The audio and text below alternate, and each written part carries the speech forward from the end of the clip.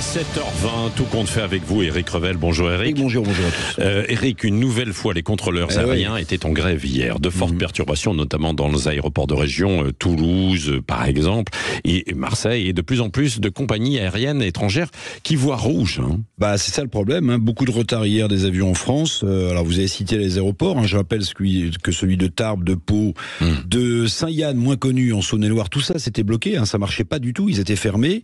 Mais vous avez raison, le survol du territoire français par les compagnies aériennes a également été perturbé. Et du coup, la multiplication des grèves des contrôleurs français pose vraiment des problèmes. On se souvient de la réforme des retraites et de la grève des contrôleurs. Eh bien, de plus en plus de compagnies aériennes étrangères ont un sujet. Parce que quand les contrôleurs sont en grève, vous pouvez pas survoler le territoire français.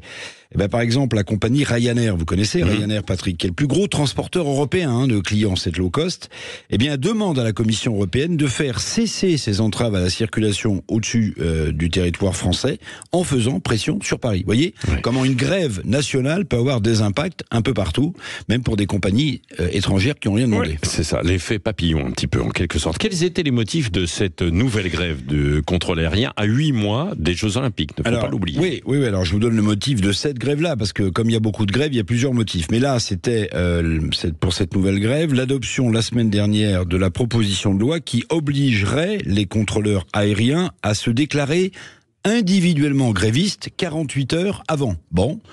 Alors vous allez me dire, c'est pas la mer à boire, d'autant plus que les salariés d'autres services publics comme la RATP ou la SNCF sont déjà dans l'obligation de se déclarer 48 heures à l'avance. Les contrôleurs refusent, ils sont à part.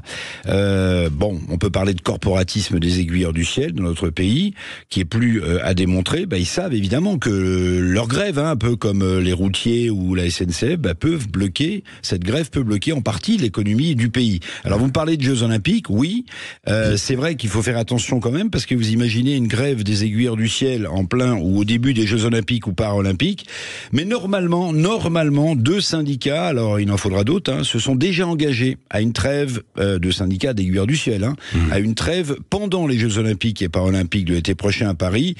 Alors cette trêve olympique de la grève dans le ciel français sera-t-elle respectée ? Qui vivra verra, vous connaissez le proverbe. Alors c'est l'État qui gère, les aiguilleurs du ciel sont fonctionnaires. Est-ce qu'il y a d'autres pays avec d'autres exemples ? Oui, il y a d'autres pays qui sont pas des pays ultra libéraux, qui gèrent différemment leur ciel. Par exemple le Canada. Le Canada en 1996, il a fait un choix absolument incroyable pour nous Français. Il a choisi de privatiser le contrôle aérien. Il y avait 6400 aiguilleurs au Canada en 96, des spécialistes de l'information, des techniciens. Tous ces gens-là ont renoncé à leur statut de fonctionnaire pour passer sous la responsabilité d'une entreprise privée. C'est au Canada, évidemment. Est-ce que c'est la solution ? En tout cas, on peut répondre à une question.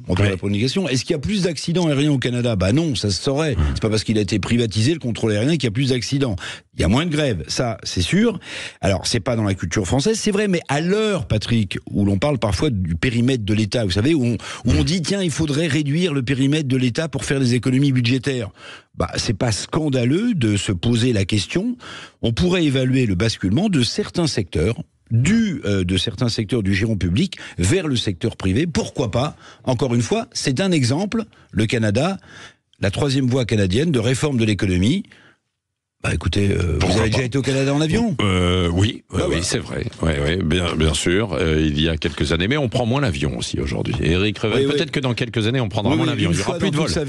Une fois dans toute sa vie. Il y aura carburant de synthèse et ça ira. Et l'hydrogène, quoi. Voilà. Aussi, peut-être, qui fait partie. Il y a beaucoup d'expérimentations actuellement autour de l'hydrogène. Ça peut marcher, parce qu'on en parlait à l'occasion du réchauffement climatique il y a quelques instants. Merci. Sinon, il y a la montgolfière pour aller au Canada. Oui. Non, mais il y a des systèmes. Il y avait le Zeppelin qui marchait marchait pas mal. On verra ça et on arrêtera de se déplacer. On est pas mal chez nous finalement. Il est 7h24.